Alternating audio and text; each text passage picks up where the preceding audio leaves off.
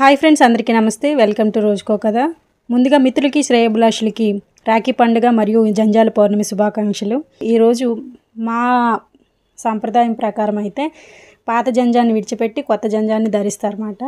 So మా ఆయన గారికి ఇది 11వ సంవత్సరం అనే చెప్పొచ్చు. ఎందుకంటే మా ఆయన గారికి పెళ్ళి 11 సంవత్సరాలు అయింది కాబట్టి జంజం ఈ 11 సంవత్సరాలు ప్రతి ఇయర్ కూడా మార్చుకుని వచ్చారు. సో ఈ ఇయర్ కూడా జంజం మార్చారు. పాత జంజాన్ని విడిచిపెట్టి కొత్త జంజం ధరించారన్నమాట. సో మా సాంప్రదాయం ఇది. ఆ తర్వాత తీర్థం పుచ్చుకొని స్వీట్ అయితే ఆరగించారు. సో ఇక్కడితో జంజాల పౌర్ణమి అయిపోయింది. ఇప్పుడు మధ్యాహ్నం నుంచి రాఖీ పౌర్ణమి మొదలైంది, అదే రాఖీ పండుగ.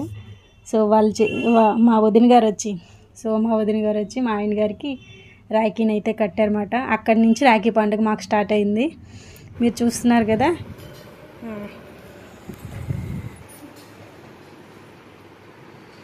నేను ముందుకు వచ్చి చెప్తానండి.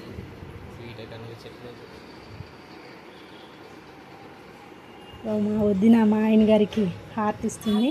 అది కూడా నేనే వెలిగించానండి. చూస్తున్నారు కదా. మా ఆయన అయితే హ్యాపీగా ఫీల్ అవుతారు. ఈ ఒక్కరోజు మాత్రం వాళ్ళ చెల్లొచ్చి రాఖీ కడుతుంది చూస్తుందని మార్నింగ్ నుంచి చూస్తూ ఉన్నారు. ఎప్పుడు ఆఫ్టర్నూన్ అవుతుందని మా వదినకి శారీ తీసుకున్నారు మా ఆయన. అదైతే ప్రజెంట్ చేశారన్నమాట, మా వదిన గారికి ఇచ్చారు. తర్వాత సరు మీకు తెలుసు కదా, నాతో పాటు యాక్ట్ చేస్తూ ఉంటుంది. తను కూడా ఎవ్రీ ఇయర్ మా ఆయన గారికి రాఖీ కడుతుంది. ఈ ఇయర్ కూడా అలానే వచ్చి, యాక్చువల్గా ఆఫీస్ ఉంది, ఆఫీస్ నుంచి ఆఫ్టర్నూన్ ఎలాగా దానికి టైం కుదిరింది. ఆఫ్టర్నూనే మంచి ముహూర్తం ఉందని చెప్పి ఆఫ్టర్నూనే వచ్చిందన్నమాట. సో తను కూడా మా ఆయన గారికి రాఖీ కట్టేసి స్వీట్ తినిపిస్తుంది. అక్కడ కొద్దిగా అల్లరి చేశానులేండి, అదంతా ఆఫ్ చేశాను. సో మా ఆయన గారిది ఇక్కడితో అయిపోయింది. ఎవ్రీ ఇయర్ వీళ్ళిద్దరే కడతారన్నమాట ఎక్కువగా. సో ఇప్పుడైతే ఆశీర్వాదం తీసుకుంటుంది మా ఆయన గారి దగ్గర. యాక్చువల్గా నేనే ఉండాలి, మా ఆయన గారు నన్ను కట్ చేసినట్టున్నారు. ఇక మన వంతు వచ్చిందన్నమాట. మా అన్నయ్య గారికి ముందుగా కట్టాను. హ్యాపీ రక్షాబంధన్ అన్నయ్య.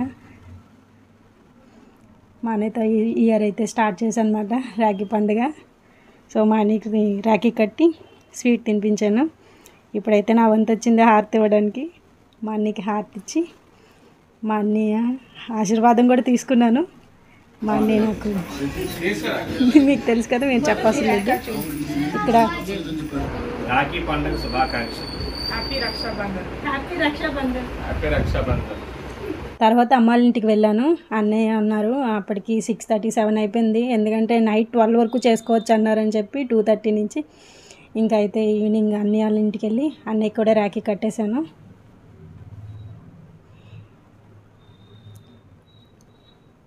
చూస్తున్నారు కదా. సో మా అన్నయ్య కూడా నాకు ఆశీర్వాదాలు అందించారు. తర్వాత వీడికి తొందరగా కట్టడంలో వాడి వీడియో అయితే నేను తీయలేకపోయాను. అందుకని వాడి వీడియోలో ఉంటే దాన్నే ఎడిట్ చేసి ఇందులో పెట్టారన్నమాట మా ఆయన. సో తర్వాత కోటి అన్నయ్య స్వరు వాళ్ళ హస్బెండ్ అన్నమాట.